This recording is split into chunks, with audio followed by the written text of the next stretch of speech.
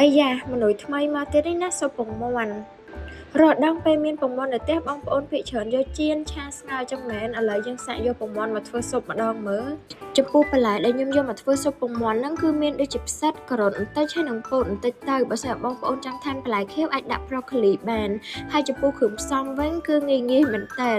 គឺខ្ញុំដាក់ទៅជំនួយការពិសេសរបស់ខ្ញុំហ្នឹងចំពោះទឹក2ចានចង្កឹះគឺខ្ញុំដាក់ជំនួយការពិសេសរបស់ខ្ញុំគឺម្សៅស៊ុបមាន់គ្រឿងលួង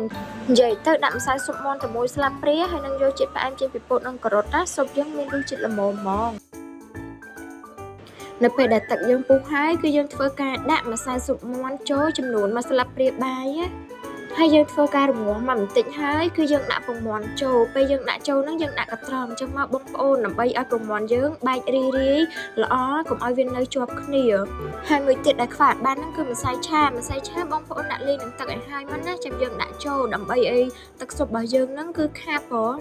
នៅពេលដាក់ម្សៅឆាចូលហើយយើងរំងាស់បន្តិចទៀតទៅគឺឆ្អិនហើយបងប្អូនហើយនៅពេលដែលលើកចេញយើងកុំភ្លេចណាបន្ថែមជាមួយនឹងម្រេចស៊ុបហ្នឹងគឺត្រូវការម្រេចដើម្បីឲ្យក្តៅហឹលបន្តិចទៅគឺឆ្ងាញ់ហ្មងហើយយើងបើមានជីវ៉ាន់ស៊ុយអីបងប្អូនអាចដាក់ជីវ៉ាន់ស៊ុយបានតែបើខ្ញុំគឺខ្ញុំអត់មានខ្ញុំដាក់ស្លឹកខ្ទឹមជំនួសអញ្ចឹងបងប្អូនមើលហើយកុំភ្លេចរៀនធ្វើនៅផ្ទះណា